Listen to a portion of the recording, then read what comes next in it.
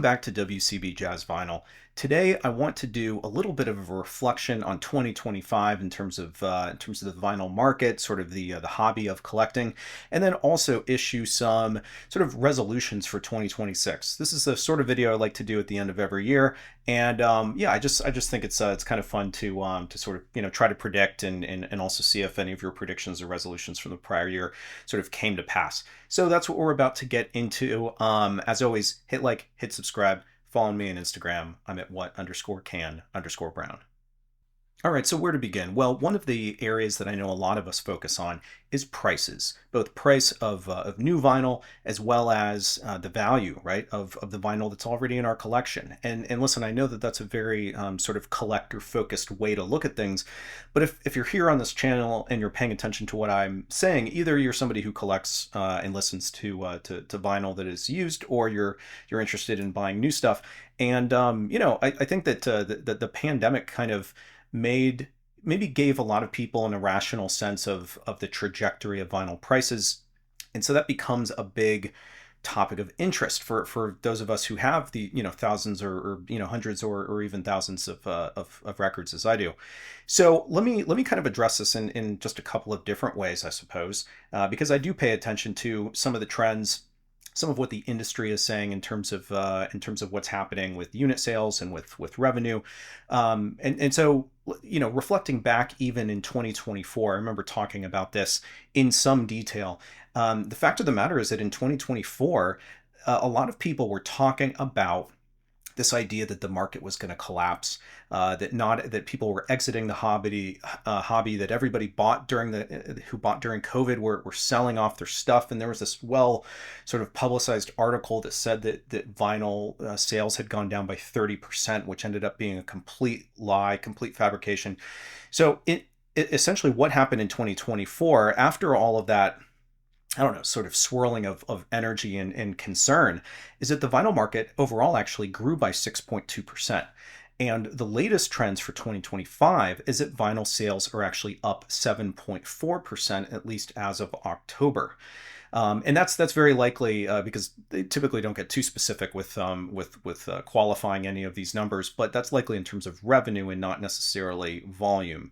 So I think that part of the story here is that there's more premium titles out on the market that are supporting that 7.4% growth. But maybe the high level stat here is that the hobby continues to grow in popularity, vinyl continues to grow, but certainly more muted than some of the double digit, even high double digit spikes that we saw during COVID. I think COVID was sort of the sort of what jump started the vinyl market. Obviously, more and more people were already getting into it beforehand, but now we're back to what I'd call just more steady growth, which really is probably what should happen. It certainly helps all of these big labels and these big companies that produce vinyl plan better, make sure that that they're able to meet demand, have a better understanding really of whether there's going to be a market for the product that they're selling. And don't get me wrong, I'm sure that they would love to have growth significantly higher, but something in the mid single digits is easier to plan for. So 7.4% I think is still great. So what's driving the growth though? Because I think that the question that maybe that's interesting to me or interesting to folks out there is jazz a part of that? Well, it turns out that the growth is predominantly being driven from younger customers, especially Gen Z, and I think part of that is through artist exclusives like special editions and colored vinyl that increases the unit price. But listen, like these artist exclusives and the fact that Gen Z is driving the growth, neither of those are relevant to the jazz genre. So this may be interesting to you. If it's any indication, the demographics of my channel here on YouTube, and I talk exclusively about jazz vinyl, right? Let's see. So the demographics are 27% of my audience is between the ages of 45 and 54. 31% is between 55 and 64, and 26% is 65 and older. So what that means is that 77% of my audience is 45 and older. People under 25 represent 0.2% of my audience. And yet they actually make up a quarter of all vinyl purchases across all genres. So we can assume safely, I think, that Gen Z isn't buying jazz, or at least they aren't watching someone like me talk about it on YouTube, because why watch a 44-year-old talk about the jazz genre? But I think it's also likely that they're not quite as much interested in jazz music, which skews to a little bit older crowd, right? Um, so the other kind of interesting stat here actually is that jazz makes up just between, because again some of these numbers are a little fuzzy, between 2 and 4% of total vinyl purchases last year, compared with between 30 and 42% for rock, 19 and 26% for pop. So bottom line is. And why does this? Why am I just sort of stating all of these sort of random stats? Let me kind of tie things together. What I think it means is that we can scream as loud as we want for labels to do this or that, right? Release an artist's obscure album and not maybe another edition of John Coltrane's A Love Supreme. Incidentally, we had two more this year. But in reality, I just don't think that those screams are really going to be heard. And I think that we're fortunate to even have the few folks out there who are producing some of these excellent editions that that are really catered to us. Because let's be real, we're not, jazz is not it's not a Gen Z thing. It's, a lot of this is reissued stuff. This is such a small portion of the overall market. And if you're a big conglomerate, and let's be real, there's like 4 or 5 companies that own the rights to essentially all of this music, they don't need to focus as much of their attention on some of these smaller pockets.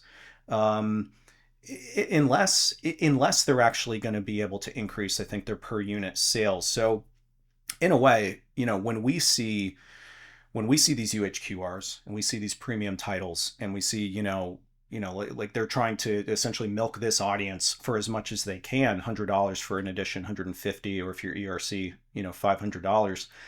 In a way, I mean, it kind of makes business sense. These are people we are people who are a little bit older, who can afford it. Jazz is such a small sort of, little niche, market.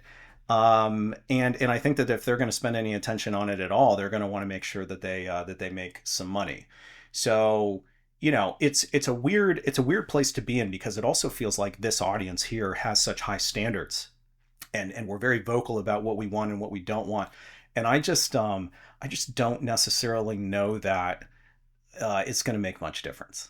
Now, okay, so I say that, and what I don't want to shortchange is the impact of folks like, Nick Phillips or Joe Harley, or again, some of these folks who are, involved in the reissue programs at some of these big labels. What's clear is that, when they put together a reissue series, or when they put together, one of these box set projects, it does feel like they're aligning great people to make sure that customers like us end up being happy with the end result. And I think I kind of alluded to the fact that there's more premium titles. And I do think, though, that we're seeing more premium titles in jazz as a result of all of this. So there certainly have been more UHQR titles in 2025. We have the recent introduction of the Definitive Sound series by Capitol, although unsure to what extent they're going to focus on jazz. We have Rhino High Fidelity. Gosh, I mean, some of these outfits are even producing reel to reel, which I feel like we never really saw in prior years. But then in terms of some of the individual items as well, we have box sets like the John Coltrane Atlantic Mono set. There's been other special edition box sets by Blue Note.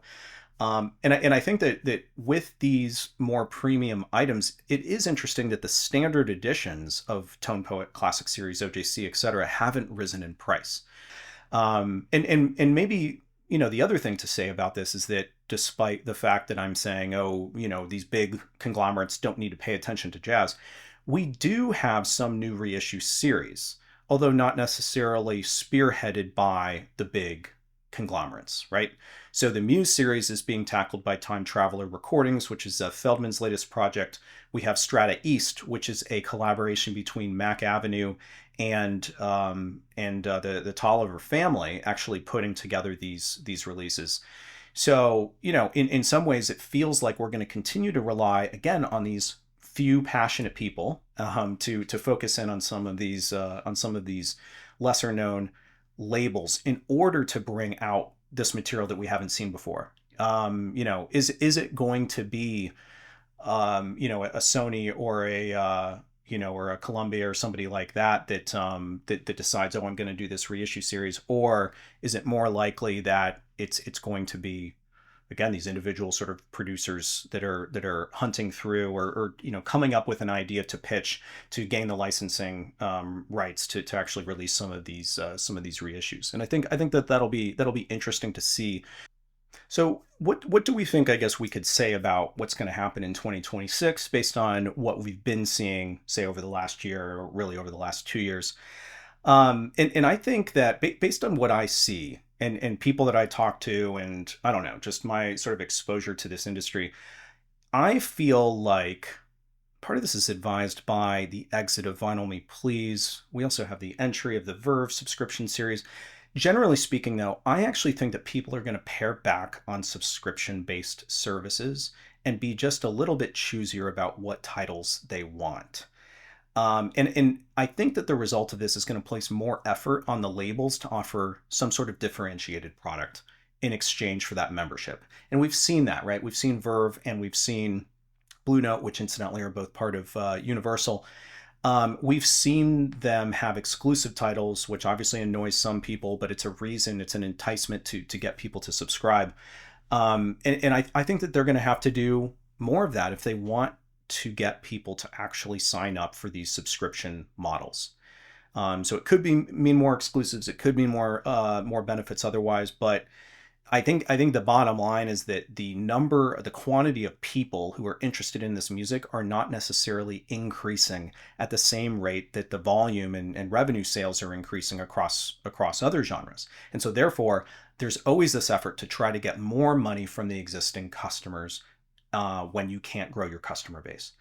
So that's the challenge that this industry faces, I think, specific to jazz. And if they can't do it, then I'm sorry, but they're probably just not going to be prioritizing jazz as much. Like in order to have a business, you have to continue to grow. Like that's just something that you need to do in order to keep maintain funding, even as a department within a broader organization. So I think that I think that yeah, people are going to pare back on subscriptions. Labels are going to have to do more to keep people. And so the other lever that they're going to have to pull is more premium, higher margin items, even outside of subscription sales. So more UHQRs, right? More, I don't know, definitive sound series or more one steps. I think that they're going to go more in that direction, especially as people become choosier with what they buy. One trend that I haven't mentioned yet, but that I've seen is that discounting of previously released titles, so unsold stock, is probably not. It hasn't been as heavy in 25 as it was in 2024. And 2024 is actually crazy. There was labels that were selling off like unsold merchandise for like 40% off, especially at the end of the year, or for specific sort of holidays that are built around or sales that are built around holidays. 2025 was much more muted. There was a lot of 20% off discounts, especially around Black Friday or sort of end of the year sales. But we did not see these crazy discounts even on Amazon that we saw in prior years. And I actually think that in 2026 there's going to be even less. And I think it's because these labels have gotten smarter matching volume with demand now that the trends for demand are a lot more predictable than they were in the past. So there shouldn't be a need if they're doing what they need to do from a planning, like a forecasting perspective. They shouldn't need to be as much discounting as we've seen in the past. All right, so I also don't think that we're going to see as many new labels pop up. So if you think about it, if you think even about these old these older jazz labels that are owned by again these sort of four or five conglomerates, there's not as many left that haven't been tackled. Like don't get me wrong, there's plenty of these little like niche ones, right, that maybe existed for a year or two. But the interesting thing is now that I've gotten a little bit more involved in this space, I actually realized that first of all, not only are so many labels owned by again like four or five companies, but the ones that are left, there's like not like there's no more original tapes. Like the original analog tapes for so many of these labels are lost. And so it's really unfortunate that you could be a small sort of company that owns a couple of labels, but you may only just own the rights to the music and not actually have any physical assets.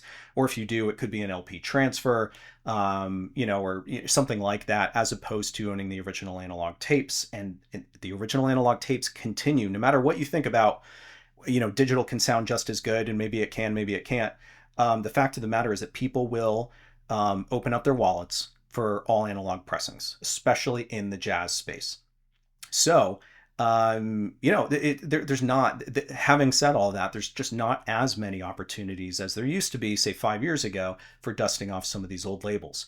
Obviously, we saw what happened with Muse and Strata East in 2025, and those are reissue series that are going to continue in the coming years.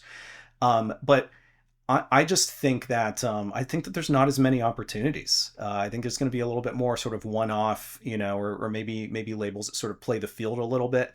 But a lot of the ability to put out music is sort of monopolized by really just a couple of companies.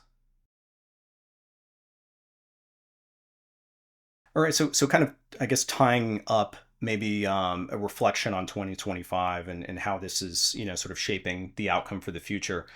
What I will say is something that I say in every one of these videos, and that is specific to original pressings anyway, because I know a lot of what I've been talking about is reissues. The bubble is not bursting for original pressings. So every year people complain or proclaim, excuse me, that the bubble is about to burst because they see, a couple of sort of worrying trends, right? Maybe they've been seeing some of these top titles sell for five, six, $7,000, and they think surely this can't continue. And then they'll also start to see a higher volume of certain types of titles, especially rare ones, on eBay that will pop up. And so there's this idea of like, oh, people are getting out of the hobby, like in droves. Um, and again, people have been saying that every single year, and it hasn't happened. And I'm going to maintain what I maintain in each of my videos over the last several years, and that is that the value of top condition original pressings will continue to maintain their price, possibly increase in value. Meanwhile, the value of lower condition stuff that very much became inflated during the pandemic will likely not grow in value, and in fact may start to come down. So in my mind, some of those things that I said just a moment ago about the top prices, that commands a lot of attention, right? When you see $5,000 for a record, those are going to be the exceptions. Those are going to be the few eBay sellers that can command that because they have big audiences, and they're going to be top condition titles. So we focus in on that. But then when we see what sells otherwise on eBay, we're like blind to the fact that a lot of that stuff is lower condition. Like if you can show me an eBay auction for a near mint Blue Note, Wayne Shorter record that hasn't continued to command top dollar, then maybe I'll change my tune. But what I've seen are, yes, Liberty reissues, the black sort of label, little logo on the back reissues are not going for as much, but they probably never should have gone for as much as they did during the pandemic. And so people kind of see some of that stuff go for less, and they're like, "What is happening?" But again, original pressings will maintain or continue to grow, and some of this stuff that was inflated, that aren't original pressings or lower condition VG minus kind of stuff, I think is gonna I think is gonna just sort of slow down a little bit. All right, so all of those comments were a little bit more of a sort of looking outward, right, on the market, what's happening around us, and how does that shape what's going to happen in 2026.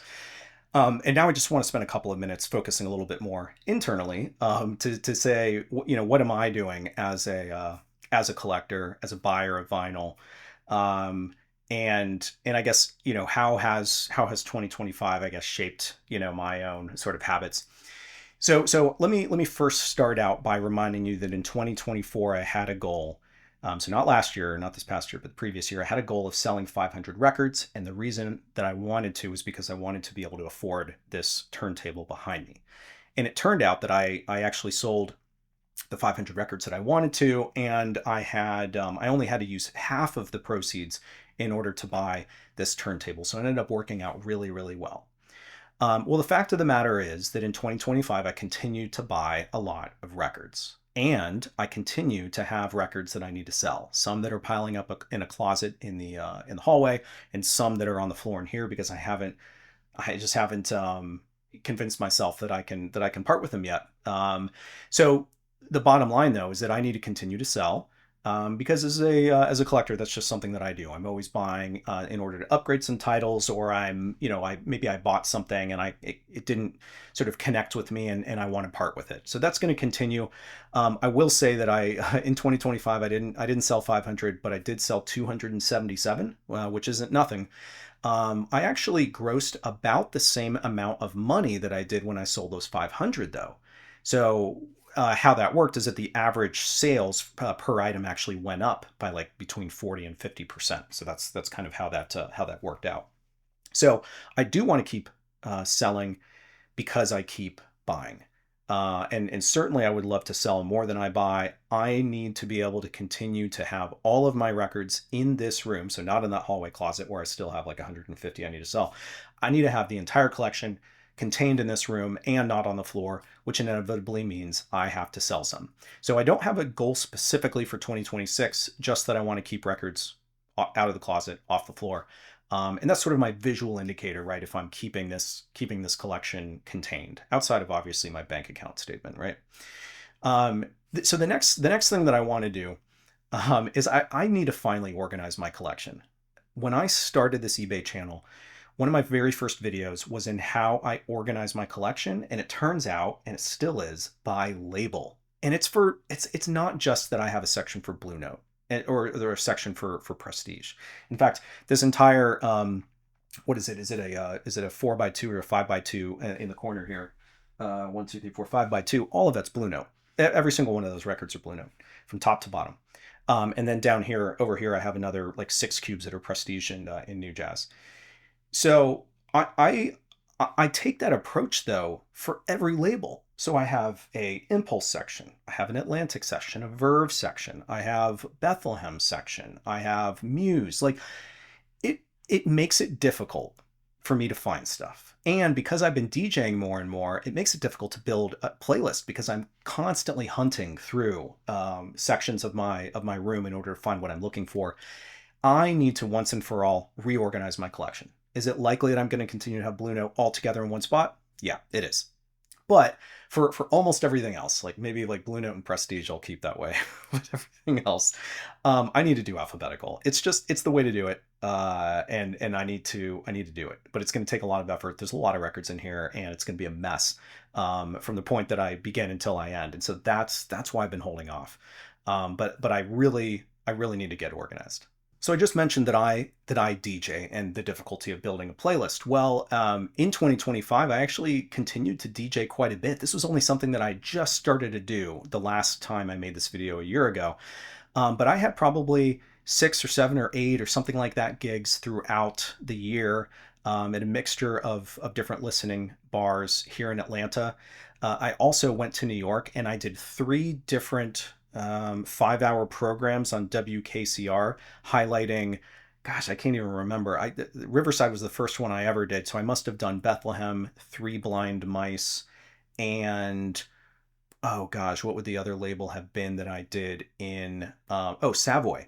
So I did 5-hour programs on each of those labels with the founders of JMI Recordings on the program Labeled on WKCR.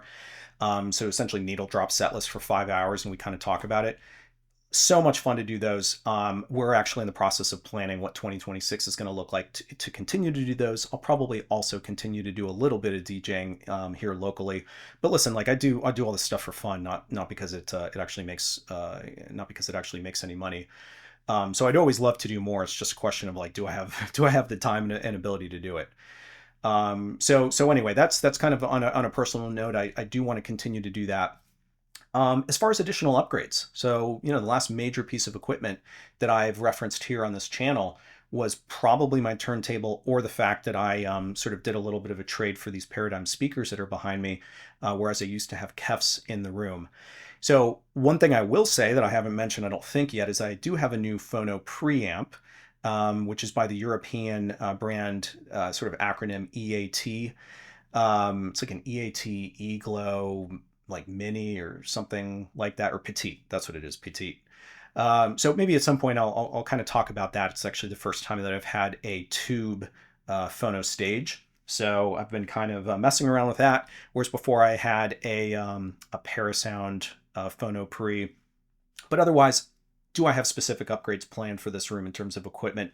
No, not really. I've thought for a long time that it would be fun to go back to vintage for my speakers. So many years ago, I had some Kenwood KL 888Ds in here that really did sound great. Actually, a really good, I think, match for vintage jazz.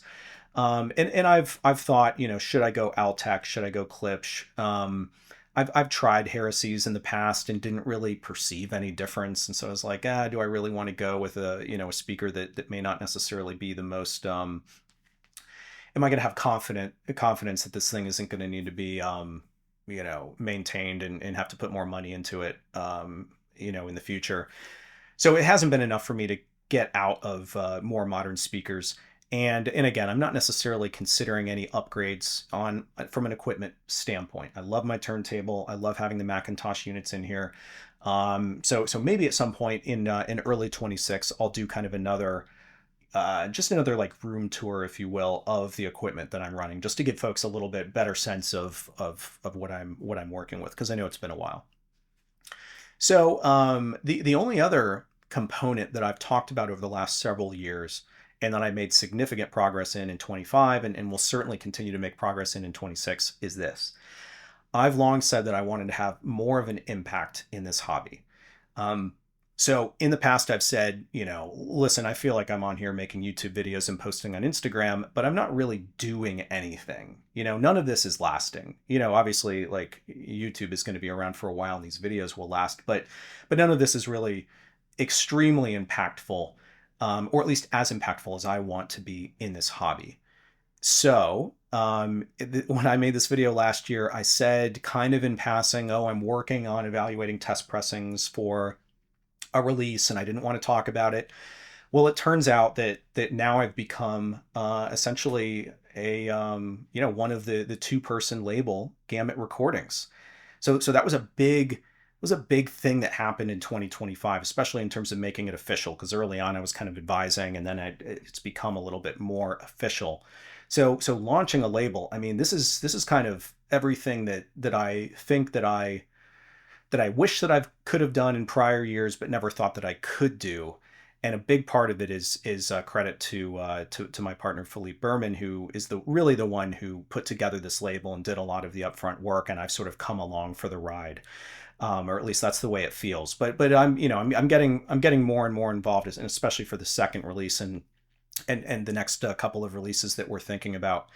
So I'm very proud that we were able to put together our first release of Pepper Adams Quintet in 2025. We're currently planning the release calendar for 2026, and we do even have, I'll call it 90+% confidence in what that second title is going to be. Um, so that's been really fulfilling. I think that let's be real. I get more energy from that than I do posting on YouTube or on Instagram, but I do like to be able to do it all. And some of these things are kind of complementary, right? At least in terms of my ability to get the word out. Um, but also just really really excited for all of the enthusiasm for many of you out there, actually, even for this release. So I never thought that I'd launch a label, but now it's one of those things again that gives me a lot of personal fulfillment. So otherwise, in terms of contribution, I actually am going to be writing the liner notes for another labels release that will be coming out in 2026. So I'll make reference to that as that materializes. But do I need to keep this resolution? Do I need to feel like I need to do something new in 2026 compared to what I've been doing in terms of making an impact? I don't. I don't think I need to. I think that just focusing on these next couple of releases for Gamut, I think is going to be enough. Doing some of the things that I referenced in terms of the radio time and that kind of thing. Doing all of these things takes up a significant amount of time and effort. And I've always thought, sure, I'd love to be able to shrink down the amount of time and energy I place in my regular day job that pays the bills and increase my time doing all these things that I love in the jazz vinyl space. But I'm 44 years old, and I don't think I can have a realistic expectation of being able to sort of shift that attention until I'm closer to retirement, which is gonna take a while.